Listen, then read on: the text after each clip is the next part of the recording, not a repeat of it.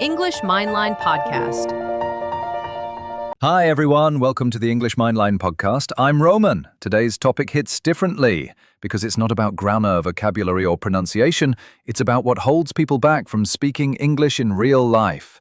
And I'm Alizebeth. I think most learners know more than they think. They've studied for years, watched videos, taken classes. But when the moment comes to speak, something stops them. That something isn't always visible. It lives in the mind. That's right. I've worked with so many learners who can read and write well, but when it comes to speaking, they shut down.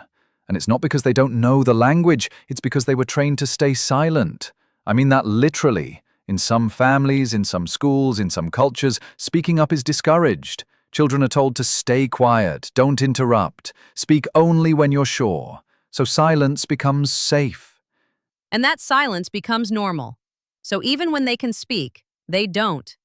Not because they're shy by nature, but because their confidence was never given a safe space to grow. You don't fix that with textbooks.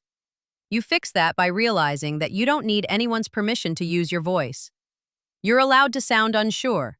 You're allowed to speak anyway. Exactly. And honestly, I think some people stop speaking because of just one bad moment. Maybe a teacher mocked them or someone laughed when they said the wrong word, and that memory sticks. It becomes like a warning sign in their head. Don't speak, you'll mess up again. That's not just fear, that's emotional damage.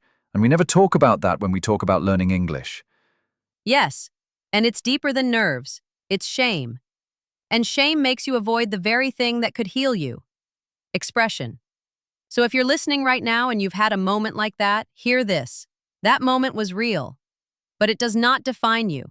Your voice doesn't need to be perfect. It needs to be heard. I want to shift to something more technical now. A lot of people don't realize how much their brain is working against them when they try to speak. Most learners are still thinking in their native language and translating every sentence in real time. That delay, that's what causes hesitation. It makes your speech feel slow and awkward, not because you're bad at English, but because your brain is in translation mode. That's so true.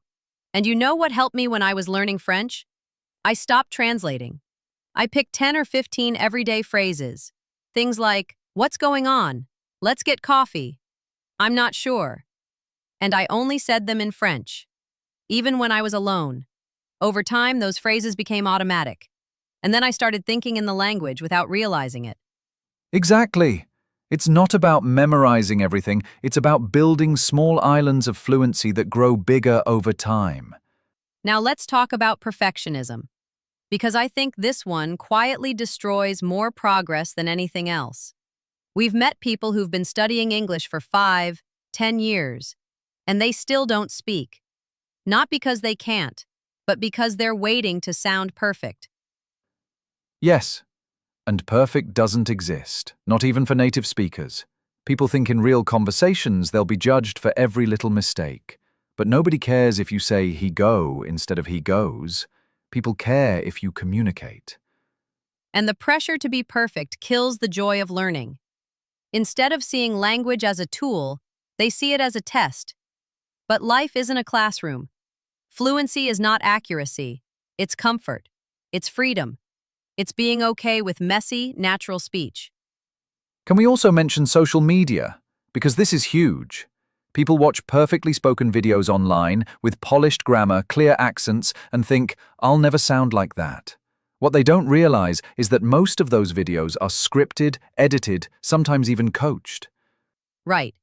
You're seeing the final performance, not the rehearsals, not the bloopers, not the struggle. And comparing your honest practice to someone else's performance? That's unfair to you. Don't do it. Instead, compare today's you with yesterday's you. That's real growth. That's real progress. And here's a deeper truth. Maybe you're struggling to speak because you don't fully recognize who you are in English. In your native language, you're probably smart, expressive, maybe even funny. But in English, you feel reduced, like a quiet version of yourself. That's a powerful point. It's hard to feel fluent when you don't feel like yourself. But your English self isn't fake, it's new. You're not losing who you are. You're building a new version, and that takes time. So the question isn't, why can't I speak? It's, what version of myself am I trying to unlock? And the only way to unlock it is by speaking. If you've been silent for a while, today is your moment. Say something, anything out loud. It doesn't have to be long, it doesn't have to be perfect, but let your voice break the silence. You deserve to be heard. You're not behind. You're just beginning, and beginnings are never smooth, but they're always worth it. If you found value in this conversation, make sure you subscribe and tap the bell so you don't miss what's coming next. And leave us a comment. What's one thing that has stopped you from speaking English? Let's turn silence into support Keep thinking. and keep speaking.